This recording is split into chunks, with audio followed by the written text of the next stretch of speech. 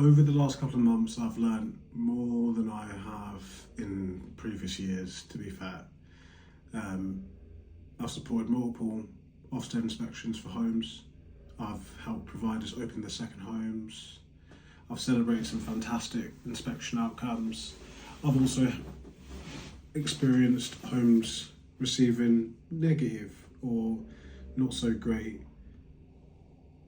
judgments from Ofsted, and that's just leadership in general. Not every journey is perfect, but every experience teaches you something. Definitely, that's for sure. If you're new here, my name's Rory. I'm a previous outstanding registered manager, now working as a responsible individual for children's homes in consulting and Reg 44 inspections from time to time. My passion is helping providers and managers create a home where children don't just live safely, they grow, thrive and achieve and having some incredible outcomes. If this sounds like your type of content you're looking for, then I'd really appreciate it if you'd like to hit the like button, subscribe to the channel, and just turn on your notifications, and hope I'll start bringing a bit more consistency with it, but that just comes with time. The biggest lesson I've learned over the last few months is this: good children's homes don't just happen by accident, they're built through intentional leadership. They're built by providers who genuinely care. They're built by managers who set high standards, and they're built by teams who share the same vision. I've spoken to a lot of providers recently. Some of them have inspired me, some have challenged me, and some have reminded me why values matter so much in this sector. There's absolutely nothing wrong with building a successful business, but when profit becomes more important than the purpose, children always lose out.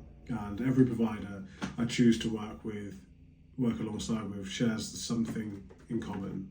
They generally care about the young people, they invest in their managers, they invest in their staff, and they ask difficult questions, and they welcome the challenge. And they never lose sight of why they opened a children's home in the first place. And those are the perfect types of providers I want to work with, to be fair, and I already do, so you know who you are. What makes a good leader or a great registered manager? I think leadership is often overcomplicated. Being a great registered manager isn't about knowing everything. It's about creating consistency. It's about building accountability. And it's about building a culture where safeguarding isn't just a policy sitting on a shelf. It's how people think every single day. Over the last few months, I've stepped into different homes. One home had a new management team. The staff cared, the systems existed, but there wasn't enough leadership oversight. Managers' comments weren't always there on incidents, and safeguarding decisions weren't always escalated as quickly as they should have been. Clear care wasn't being used anywhere near to its full potential, and none of these issues were because the people didn't care. They were because people needed structure. So that's what we introduced. We strengthened the care planning, we create clear expectations, we introduced routines. We, increased accountability both for staff and the managers, because leadership isn't about blame. Leadership is about creating systems where good practice becomes the normal. And what I've learned as a responsible individual, I think working as a responsible individual has changed my perspective. As a registered manager, you're naturally more focused on one home. As an RI, your responsibility becomes much wider. One lesson I've learned is this: oversight cannot be occasional, it has to be intentional. I used to ask for actions and assume they'd been completed. Now I review them consistently, I check them consistently, I follow them through.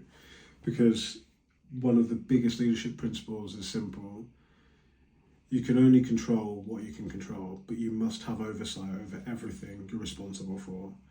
That's how standards stay high. That's how children stay safe. And Ofsted isn't the only goal or the main goal. One mistake our sector sometimes makes is becoming obsessed with inspections. Don't get me wrong, Ofsted does matter, but Ofsted isn't the experience your leadership every day. Staff experience your leadership every single day. Parents, social workers, external professionals, they're all experiencing your leadership long before the inspector walks through the door. If your culture is strong and if your standards are consistent, if your leadership is visible, then inspections usually become the reflection of what already exists. Good isn't something you become 2 weeks before an inspection. Good is something you practice every single day.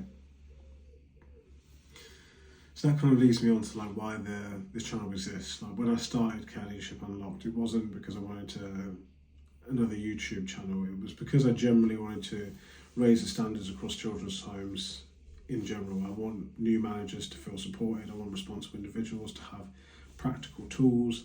I want providers to build homes for the right reasons. And most importantly, I want children to experience where they feel safe, valued and supported, and given the opportunity to thrive as best as they can, because that's why we're all here. You know, if you're in the sector, that's the main objective. So if today's video helped you, I'd really appreciate if you hit the like and subscribe button. It generally helps the channel reach more leaders who are committed to improving the outcomes for children. If you're looking for practical leadership resources, head over to careleadershipunlocked.com, which you'll find in the kind of notes. You'll find my free Regulation 44 quality monitoring tool in there, which you can just download for free. And if you're a new and inspiring registered manager, I've also created a registered manager essentials course. It's just 100 quid and it's about 52 pages. So you'll pretty much have everything in there. So if you're a new registered manager or thinking about jumping into the role, I would suggest going to get that. And if you're a provider looking for an experienced, responsible individual, consultancy work, I'm proud to work with AV Care, who again, I'll put in the link at the bottom. We work with providers who are committed to delivering high quality care and supporting young people to achieve their very best outcomes. And they'd love to have a conversation with you. And also, if you're a new provider and you're looking for staff as well, I'd also recommend the Thai Group, who are fantastic. Again, I'll put all the links in there. And then I think that's pretty much it. Is there anything else? Yeah, there's one more thing. So before I finish, just like one final favour. This year, it won't be this year, it'll be next year. I'll be running the Manchester Marathon to raise money for outstanding care leavers. Every pound raised will go towards care experienced young people pursuing their aspirations. Whether that be education, employment or training. This time round, I'm looking to support 2 young people who I've previously worked with.